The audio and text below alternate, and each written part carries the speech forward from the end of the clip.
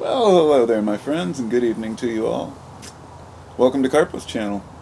I'm kicking back on my hammock. I have a hammock stand for it so I can put it anywhere because I had an issue with finding trees at certain campsites in the desert. So, yeah, I put it on the back porch here and sitting under my newly created roof, or newly replaced roof, which is way too hot in the day because I used clear corrugated roofing, but at night it's much nicer because it lets a lot of light in. So, anyhow.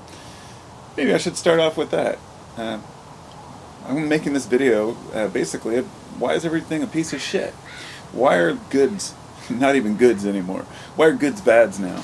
In other words, I'd like to touch upon the issue of why everything is made so crappily today. And I know it's not that simple. I know that there are a lot of high quality goods still out there. But let's just get planned obsolescence out of the way. This is the way many automotive parts or pieces for phones or any type of device, anything that's electronic or motor, they're what they call planned obsolescence. There have been many cases where there have been secret internal memos revealed within companies showing that they indeed do try to make sure that something's going to fall apart at a certain point. They're not designed to last very long. A good example would be, sometimes it's not planned obsolescence, but rather something's going to become garbage in no time anyway. A good example is an article I read about AirPods the other day. And those are these little, headphones that they have for iPods now that pair with your phone instantly or your watch or whatever you're wearing, and they're wireless individual little earplugs. Well, they retail for, a couple $100, but they're designed to last about 18 months, and they contain internal batteries that are designed to last about 18 months. And then you can't throw them away, you can't recycle them, you can't open them to replace them. They're designed to be enclosed and encased, so you have to get new ones. And since they removed the headphone jack on the iPhone, there's a lot of debate about this. I don't use iPhones, and I never have. I don't like their products, but I know they're high quality. I'm not a Mac PC, I don't get into that, but both of them have software that's designed to basically be outdated at a certain point. You can't pick up a computer with Windows 95 and expect it to work, and this is beyond just operating systems or the capacity of your device. So anyway, with that planned obsolescence out of the way, let's just talk about shitty products in general.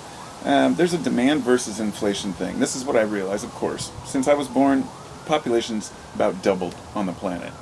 And more and more people are becoming westernized, if you will, and demanding more and more goods. As usual, sirens, always. That's why I stopped doing videos outside for a while. It was so annoying. I was always getting interrupted by some fucking siren.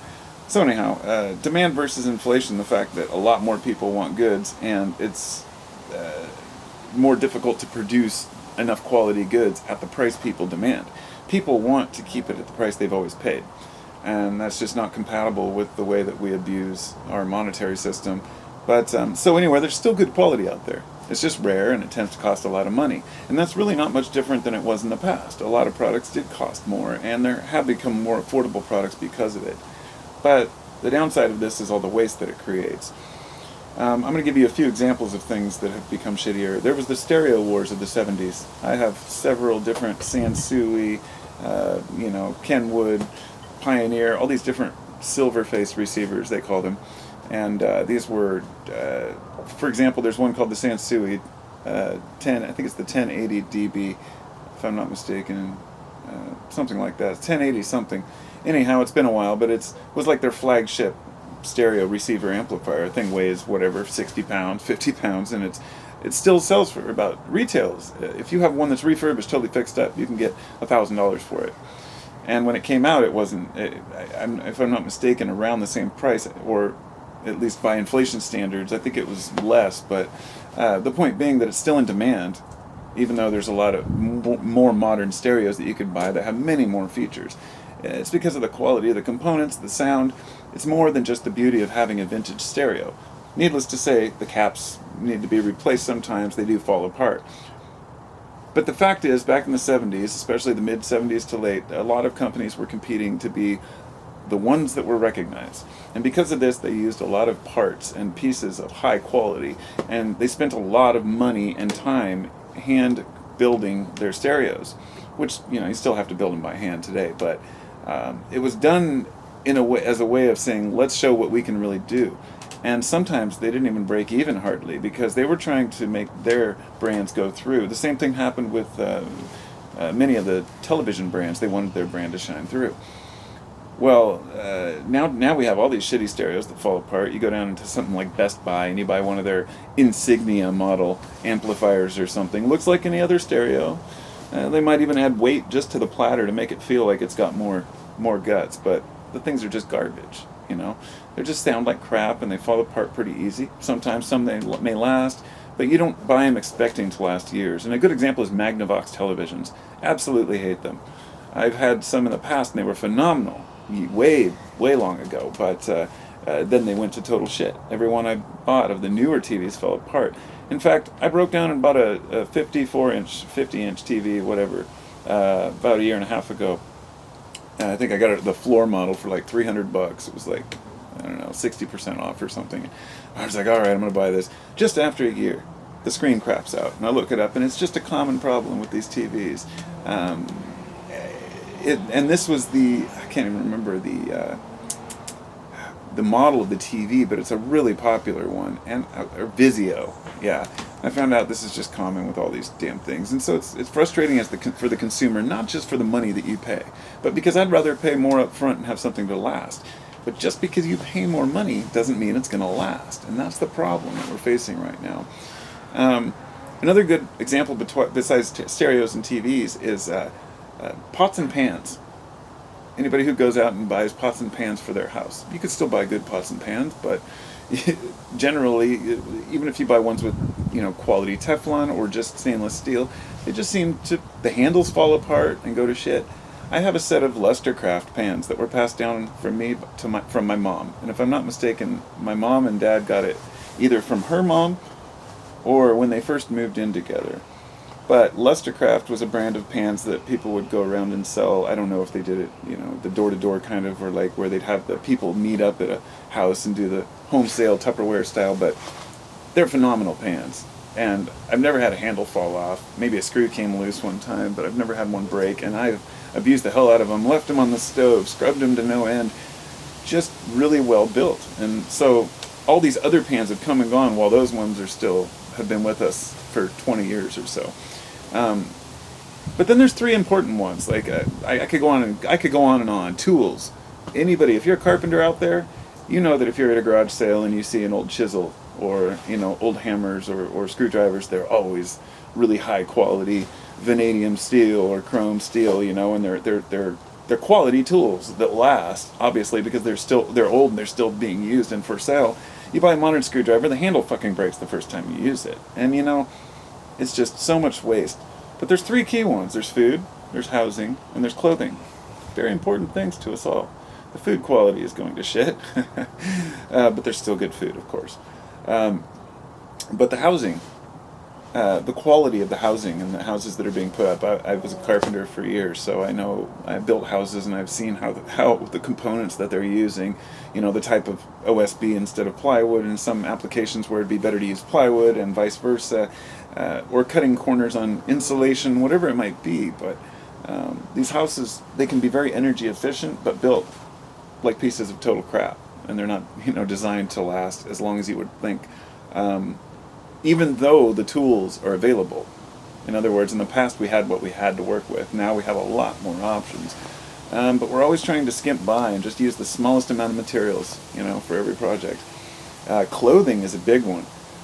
I would never go to a place like Old Navy to buy my clothes. Of course I did 20 years ago. Thought, oh wow, this is a pretty good deal. Went in there and everything I bought fell apart within a couple months. It's like, okay, this is why you don't buy cheap clothes. I prefer to shop at Goodwill and buy old vintage clothes that have already been through the washer a few times and shown that they can stand up. But there are some really good quality shirts and pants out there, but they just cost a fortune, and they shouldn't. It shouldn't be that way. It's just fabric, and the whole system is designed to exploit the consumer, to make you think you're getting a deal on this or that. And even some of the high quality, highly priced products, they're made with shitty materials. This has been shown over and over to be the truth. There was one company I heard about a few months back. I can't remember in particular. It was some clothing company that became really popular really fast, and I think it was in Canada. Oh wait, what was it? Oh, they sell yoga pants. It was some really popular yoga pants website, and they're still out there. But they found out that they were, totally lying about the content of what they were using. They said they used these coconut fibers, but in fact it was something else, and the details are irrelevant. It's just, lying. It's worse than, if you're going to sell a shitty product, own up to it, but don't lie about what's in it. And then we start wondering as consumers what's in everything. But the consumers are always duped. But here's the thing, peeps. We're all part of the problem. We all contribute to it by purchasing these things. So it's really hard not to. I personally won't shop at a place like Walmart just because everything there's so much disposable crap there. And I'm not saying people shouldn't, because I understand people are on a budget and they have to buy what they have to buy and they have to get their food. But so much of the food there is just total shit. And so many of the products, it's just kind of the whole symbol of that mega store running people out. It is a little bit of principle too, but then you start considering the waste that's created from all the things that we buy, and it gets depressing, and you're like, fuck it, whatever, you gotta live your life, right? Amazon Prime is a good example of how, we've become so in need of something within 2 days. We get Amazon Prime, and I was using it a lot over the last couple of years, until about a few months ago when I ordered a simple cord for a camcorder, and I got an empty package. And I wrote the people, I wrote them again, and I never heard back, and I just said, well, screw it. And I stopped using Amazon, and I haven't really used it ever since. And it really got me thinking, well, that's interesting. It's that simple. It takes us to feel like you've been screwed one time, or, you just walk away from it. And as consumers, that's what we can do, walk away. But it's harder when there's one mega company that runs everything. So we try to recycle, we try to reduce packaging, try not to use disposable things, try not to drive as much, but everything, the batteries in the landfill, all these stupid things that seem small in the big picture. I mean, one day everything's going to be plowed over by the earth, and the continents will all be recycled and twisted down into lava, and everything will go back to, whatever state it wants to be in, but in the meantime, we've got to live here. So I know people like to say, well, the earth has its cycles, and, well, we'll deal with the garbage, and we'll deal with the waste. But we really, it's cliche to say think about the kids, but really, I would hope that my grandparents would have thought about the kids, And some of the mistakes that we've made we can remedy, but I think with all this crap out there that's being sold, it's really hard, because all the countries that are coming up, now they want all this junk too, and it's hard because we get that little dopamine rush when we buy something. We're like, it's great. It never brings any type of lasting happiness. So maybe all of us as consumers can just buy less and using our purchasing power, tell the companies how we feel, and that's what we do. We do. I'm not saying that we should all stand for something, because everybody has their own unique views of the world, but don't be a blind consumer. Don't be an idiot that just allows yourself to be sucked into the commercial world. Say, I need this, I have to have this. To me, one of the most pathetic things is seeing a line of people standing in line waiting for the new iPhone with their iPhones in hand while they're waiting in line. Like, well, I have the last model, but I really need the new model. To each his own, but it just promotes more waste, and people don't think about the people who are making these phones. Like, well, at least they have jobs. Or the, components that are mined in order to make the batteries and to make the components for our electronics. So we're idiots, what do? Just try to buy older stuff, buy vintage stuff, right? As much as you can. I do. Try to recycle as much as possible, and not just for the environment, but for our own sake and sanity, and not draining our wallets buying things that we really don't need to have. So that's all I got. Talk to y'all soon. Have a wonderful evening.